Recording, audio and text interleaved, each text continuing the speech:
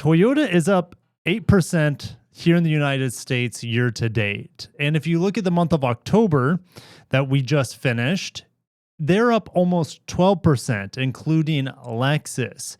We have some news coming out today that's further going to accelerate, in theory, their sales here in the United States. I have some very, very exciting news to share with you guys today. If you missed a couple days ago where I updated you on Toyota's $10 billion investment in the United States over the next 5 years, at the time I'm like, well, I have a gajillion different ideas on how they can use that money. All right. And then what we have now is a tenth of that money, 10% of that money already being committed to U.S. manufacturing in the tune and focus of hybrid production. Toyota is just so smart with their decisions. They know what the market wants. They know what the market is demanding. They're giving that product to the consumer regardless of what the government may or may not say about what kind of cars they should be building. Toyota, as we go back to days supply, I always have this up, they are down here with Lexus. They're operating in a different game compared to the rest of the industry. Their cars, not all of them, as we look at the Camry right here, so that's a Lexus ES, but if we look at the Camry, there it is. This car is being discounted heavily, all right? And it is one of the best cars on the market, and you can get them for less than MSRP. Even though this car is fully hybrid, it's still getting discounted. That's just kind of the market where the market's cooling rapidly. But even though Toyota has a really low day supply overall, it doesn't mean you can't get discounts on some of their more popular products. Tacoma, 4Runner, the Camry, the Corolla, all those products I just mentioned, you should be able to get under MSRP. Okay, which is great news if you're in the market for a new Toyota. RAV4, good luck. Highlander, well, is that vehicle still around? Because the Grand Highlander is eating its lunch in terms of sales. Grand Highlander, no way you're getting a discount, or very small chance. Sienna, forget about it. Let's get into the big news today. Toyota creating 252 new manufacturing jobs. It's not that much considering they're dumping $1 billion roughly into building more hybrids. But guess what? Check out this bullet point. Corolla hybrids are going to be built in Mississippi. Previously, they're all coming over from Japan. This is critical due to, well, I can't recommend the Corolla right now, because if you look at the Toyota Corolla, gosh, I'm all over the place with this. In my area, there are 1,500 normal Corollas with the 2-liter, but the CVT is so detuned and so neutered in there, you have to floor the vehicle to get anywhere. Now, it's not slow, but 90% of the pedal is a dead zone. So you have to it's almost like driving a manual without any of the satisfaction and response of a manual, because you have to work the pedal so much to get the Corolla non-hybrid to move. So I can't recommend the Corolla CVT. And so if I try to whittle down the hybrid here, there's only 29 hybrids, which is the only way to buy it. Now, you might be saying, Kirk, it's $3,000 more. Like, that's a lot of, you're right, that is a ton of gas money, but I guarantee this will be more reliable over time than the standard CVT model. You know, even though it's a Toyota CVT, it doesn't drive that well, that, real first gear. It's not good. Check out my review on it. I just reviewed it recently in the Apex. I also reviewed it in the LE non-hybrid. It's not a good driving experience in the Corolla non-hybrid. The Corolla hybrid, though, look at the demand. There's only 30. What did I say? There's only just a few 29 hybrids of the Corolla LE, and they're worth it MSRP. The problem is these are 24K. They all come from Japan, so they're hit with a tariff. They can't, it's hard for them to, Toyota doesn't want to send any of these Corolla hybrids over because it's costing them. The Camrys are all built here, and you can get a Camry for just a few $1,000s more, and it is a much better car than the Corolla hybrid. The Corolla hybrid's fine. The Camry is elite. We get an announcement of Toyota building hybrid Corollas in Mississippi. Again, previously, they were all coming from Japan. So we have more jobs and investments in Toyota's West Virginia plant. They make a lot of powertrains there. Kentucky, which is their main assembly plant, where they build Camry, They build the RAV4 hybrid. They'll be built. The ES is leaving production there in just a few days, essentially, and then you also have the new Highlander EV going to be built there, assuming with a Lexus TZ variant as well as a Subaru variant. Don't know how well a 3-row EV is going to work out here in the United States, even if it has a Toyota badge on it. Look, their BZ doesn't sell that great. All right. Anyways, Missouri and Tennessee plants are also getting upgraded. Kevin Voelkel, Senior Vice President for Manufacturing Operations for Toyota here in North America, customers are embracing Toyota's hybrid vehicles, and our U.S. manufacturing teams are gearing up to meet that growing demand. Toyota's philosophy is to build where we sell, and by adding more American jobs and investing across our U.S. footprint, we continue to stay true to that philosophy. So West Virginia is getting $453 million, so half of the investment is going to West Virginia, creating 80 jobs. This is in Buffalo, West Virginia, and this will increase assembly of 4-cylinder hybrid compatible engines. 6th-generation hybrid transaxles, we'll come back to that, and rear motor stators. The big thing here is 6th-generation hybrid transaxles. Well, okay, currently the RAV4 that is being built soon, the new 6th-gen RAV4, has a 5th-generation hybrid. The Camry has a 5th-generation hybrid. The only 6th generation that we see is in potentially the plug-in hybrid of the RAV4. They call that a 6th generation plug-in hybrid. I'd like to get more clarification on what 6th generation means here. Is this for plug-in hybrids, or is this for a new future generation hybrid transaxle? I'm going to say that it's probably for a new 6th generation hybrid transaxle. Okay, which includes the power split device, includes the electric motor that the gasoline engine plugs into to form your bulletproof Toyota hybrid setup. All right, the expansion will begin production. The expansion, which will begin production in 2027, includes new shift patterns for greater efficiency, and Toyota West Virginia assembles more than 1 million engines, transmissions, and hybrid transaxles annually, and represents a $3.3 billion investment total. Do I know what a 6th generation Toyota hybrid is? I've talked about the transaxle, but the 6th generation hybrid could very well be what's coming on the new 1.5 liter and 2 liter hybrid or 4-cylinder engine hybrids. Okay, they have the ability for the 1.5 liter hybrid 6th gen to put that into the Corolla. Okay, they've showed this earlier this year. It was actually a year and a half ago at the Mobility Workshop with Subaru and Mazda. Toyota showed off a 1.5 liter 4-cylinder hybrid. The batteries are going to be a little bit bigger in these new hybrids, which is fine because Toyota has a battery plant in North Carolina to supply these batteries, so it's no big deal. They can put bigger batteries in their hybrids. But they're having a bigger battery there for a larger buffer. And I think this is genius because if you look at the Sienna has a huge hybrid battery compared to something like a RAV4 or a Camry, almost twice the size.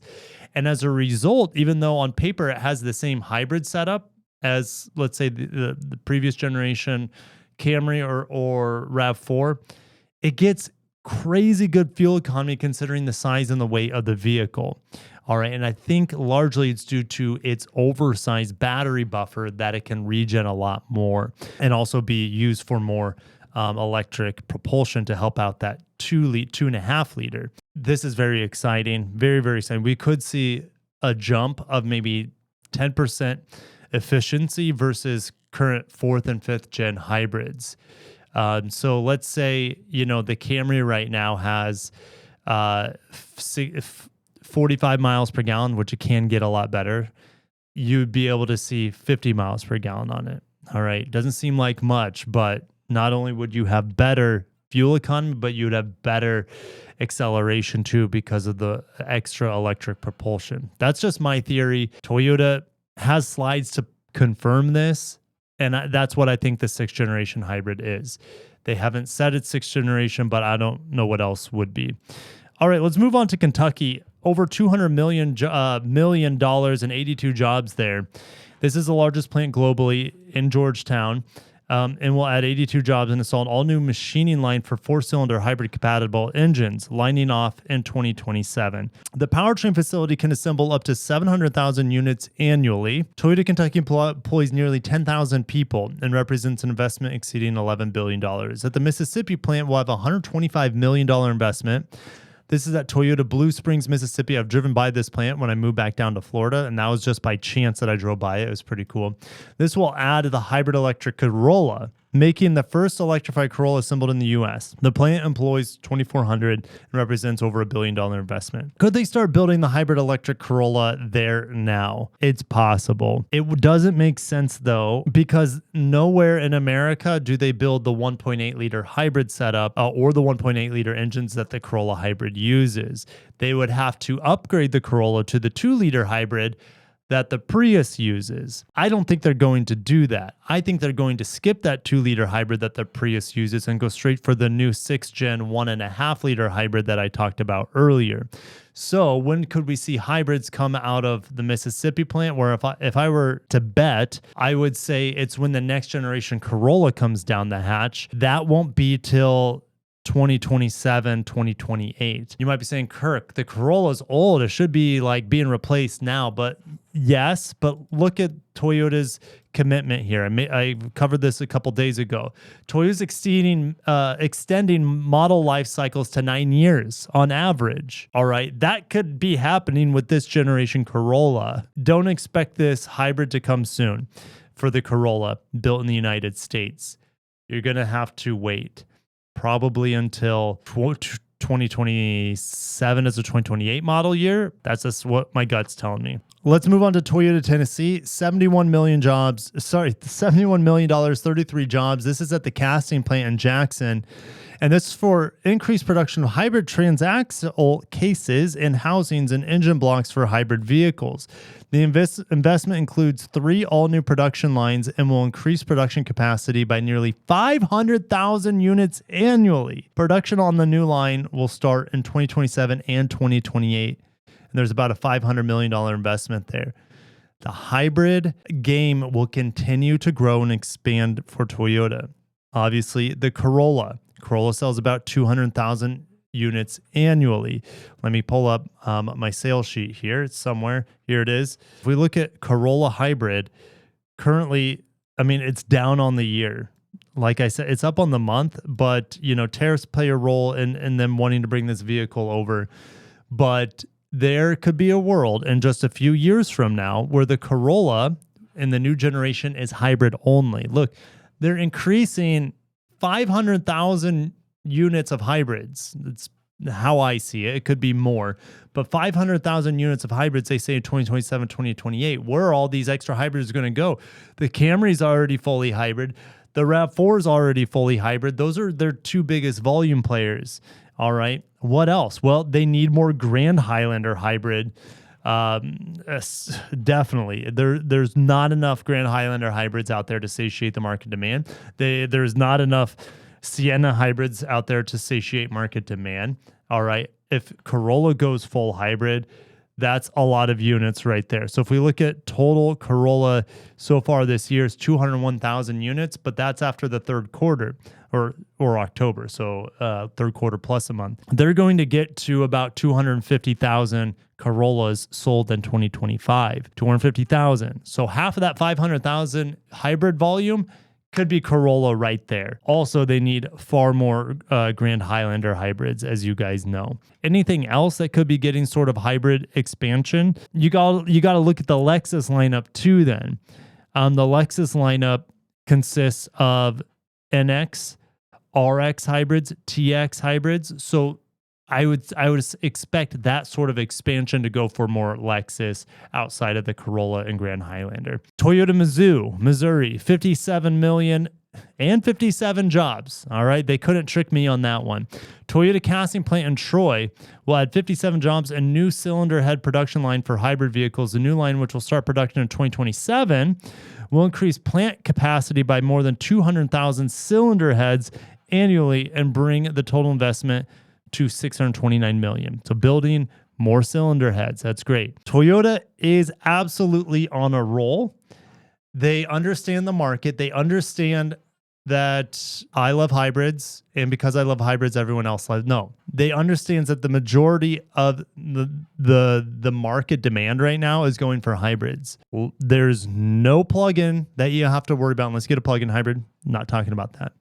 Okay, but these investments could assist plug-in hybrids obviously as well, because Toyota just puts a bigger battery and charging port, a little bit more DC to AC conversion anyways, but they use the same transaxles, the plug-in hybrids, as the hybrids, for example. So anyways, this is very exciting for Toyota. They're going to keep expanding their hybrids and just continue to make the competition very, very uncomfortable. No one's going to be able to produce as many hybrids as Toyota. The Koreans are going to try their hardest, but they're not going to be close. And that's where the majority of the demand right now is, I would say, outside of ICE. Traditional ICE is still very strong, but I think Toyota has built their reputation so well with their hybrid technology, and there's no additional worries. There's no range anxiety. In fact, it increases your range, a hybrid. There is less maintenance. You don't have to change your brakes as much. There's no belts or pulleys that you have to worry about. No water pumps that you have to, the AC, like all of it is more simplified in a hybrid because it's all electric driven instead of belt driven, like a traditional car. So Toyota, they got it figured out. Going to keep dumping billions into hybrids here in the United States production. The biggest takeaway for me is that this almost guarantees that the new Corolla coming is going to be hybrid only with an all new hybrid 6th generation system. That gets me super, super pumped. And it fixes the biggest issue I have with the Corolla, is that the 2-liter CVT is an absolute dog to drive. I'll see you guys in the comments. Have a great day. Stay tuned for more Toyota updates here on the channel. I got to get my Crown review out sometime soon, so stay tuned for that if you enjoy Toyota Crown. All right, have a great day. Peace.